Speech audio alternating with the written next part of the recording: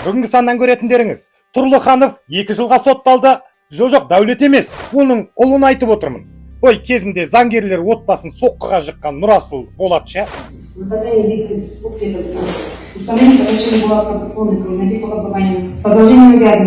Құлсарыда жағдай нашар. 2 қаңтар басталып кетпесе болғаны. Назарбаев Тоқалы Әсел Құрманбаеваға офшорлық компаниялар арқылы $30 миллион бергені анықталды. Эту страну погубит коррупция. Алматы облысының әкімдігі 1 миллион 400 мың теңгеге 2 фотоаппарат сатып алған. Не деген қымбат фотоаппараттар деймін де, алтыннан жасалған ба?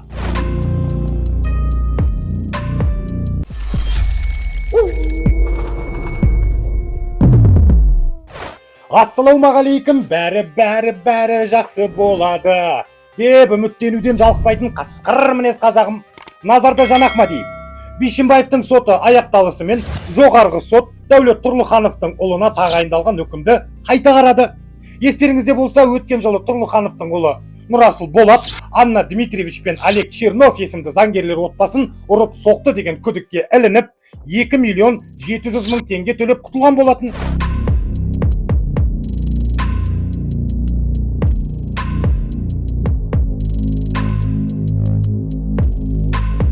Алайда заңгерлер бұл үкіммен келіспей, оны өзгертуді талап еткен. Соның арқасында жәбірленушілердің өтініш хаты бойынша кассациялық сот отырысы өтіп, Нұрасыл Болат 2 жылға бас бостандығынан айырылды. Нұрасыл Дәулетұлы. По статье 107 части 2 пункта 1. Наказание видите установление повышения была пропорционной кровопийного с продолжением обязанностей. Жоғары соттың мәліметінше, Нұрасыл Болаттан жәбірленушілердің пайдасына апелляциялық сатыдағы сотқа қатысу үшін өкілдің қызметіне 400 мың теңге көлемінде шығын өндірілген. Ал бұл үкім туралы Дәулет Тұрлыхановтың өзі не дер екен? Скажите, вот вчера апелляционная коллегия суда... По сыну? Да, по сыну. Решение суда есть. Но я, как родитель, всегда переживаю за своего сына. Спасибо. Қарға баласын әппағым дейді, кірпі баласын мамығым дейді. Сол айтпақшы Дәулет мырзаны да түсінуге болады. Енді сіздерге сұрақ. Тұрлыхановтың ұлына тағайындалған жазамен келісесіздер ме, жоқ па? Төменде пікір жазып кетіңіздер. Мен оқимын. Жаза дегеннен шығат, билік басында отырғандарды шет-шетінен аямай асып тастаса ғой шіркін. Бұлар қазақты 30 жыл зарлатты, әлі де зарлатып келеді. Қаңтар оқиғасы да бұларға сабақ болмады. Неге десеңіз, Құлсары қаласының әкімдігі су тасқынының салдарынан баспанасыз қалған тұрғындарға бөлінген ақшаны қолдарына бермейміз деп қазақты тағы да зарғақтырып қойды. Сукалар. Орындалу керек. Халықтың қадірін қашырмаңдар. Халық сұрап отыр, халықтың сұрауы орындалу керек. 2 квадраттың 400 мың ақша беріліп, қолма-қол есептесу керек. Осы талаптар орындалса, біздер ешкімді де мазаламаймыз, жөнімізге кетеміз. Қалаған үйімізді аламыз. Ол салғанша 5-6 ай өтеді. Біз қаңғып қашан береміз, беріп жатырған вагон да жоқ, ешқандай ештеңесі жоқ. Обещать етеді, болды, дым да жоқ. Ақша керек бізге, ақшасын берсін, біз барып любой жерден өзіміз саламыз ба, сатып аламыз ба, аламыз. Болды. Басқа сөз жоқ. Kan 70'e geldim, 30'dan iyi kaçıran mı? Gördüm ben yedi beni elim gelmeydi. Uğrayım yendi, oldu başka şey olacak bakın. Malik!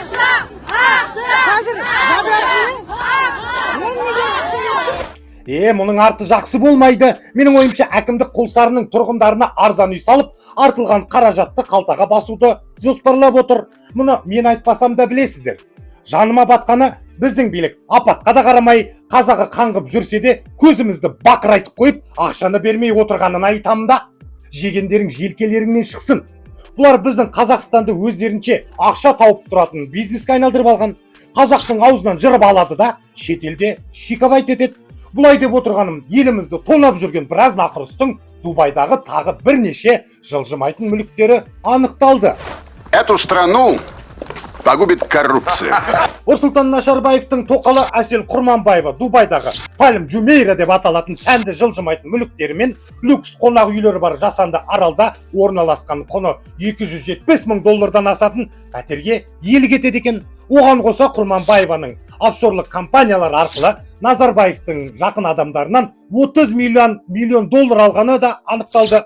Ал мәжілістің экс-спикері Нығматуллиннің әйелі Венера Баймырзаевадан жалпы құны $4,3 миллион асатын 50-ден астам жылжымайтын мүлік табылды. Бұған не дейсіздер? Это печально. Орталық сайлау комиссиясының бұрынғы басшысы Берік Имашевтің ұлы Әлжан Имашевтің Дубайда Пальм Джумейрада құны $1 миллион асатын пәтері болса, оның анасы Лейла Айдарбекова дәл осы мекенде құны $210,000 пәтердің иесі екен. Алматы облысының бұрынғы әкімі Амандық Баталовтың әйелі Бағда Баталова да қатарластарының қалмай Дубайдағы элиталық тұрғын үй кешенінен құны $210,000 тұратын 2 бөлмелі пәтер сатып алыпты. Тізім мұнымен аяқталмайды.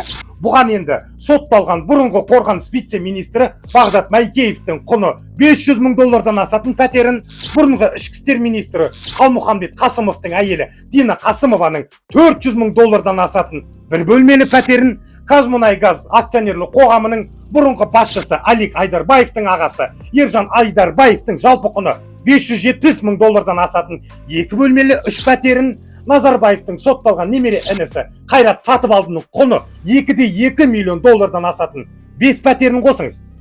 Бітті деп ойлап қалдыңыздар ма? Жоқ, ары қарай кеттік. Дариға Назарбаеваның күйеуі Қайрат Шәріпбаевтың қызы Қорлан Шәріпбаеваның шамамен $250,000 пәтері қаңтар оқиғасы бойынша тергеліп жатқан ішкі істер министрлігінің бұрынғы басшысы Ерлан Тұрғынбаевтың ұлы Мәрлен Тұрғынбаевтың $347 миллион пәтері, Шығыс Қазақстан облысының бұрынғы әкімі Даниал Ахметовтың ұлы Талғат Ахметовтың шамамен $1,6 миллион тұратын вилласы, Түркістан облысының экс-әкімі Өмірзақ Шөкеевтің ағасы Серік Естай мен жұбайы Айжан Асанованың шамамен $1,7 миллион 8 пәтері бар. Аузым талып кетті ғой құрсын. Сондай-ақ тізімде Дариға Назарбаеваның бұрынғы күйеуі Рахат Алиевтің ісіне қатысы бар және екеуімен тығыз байланыста болған құқық қорғау органдарының бұрынғы жоғарғы лауазымды қызметкері Сергей Кузьменконың да Дубайда мүлкі бар. Кузьменконың Дубайда құны $348,000 болатын 2 бөлмелі пәтері бар екені анықталды. Бұл ақшаның бәрін қосқанда $43 миллион 905,000 болады. Оны теңгеге шаққанда 19 миллиард 406 миллион теңге. Қазақ неге кедей десем, ақшамыздың бәрі Дубайда екен ғой. Бұл біз білмеген мүліктер ғана, ал біз білмейтіндері қаншама. Бұларды қойш, біздің жай ғана әкімдердің өзі жоқ жерден ақша жасайды ғой. Әйтпесе Алматы облысының әкімдігі 11 миллион 400 мың теңгеге 2 фотоаппарат алар ма еді?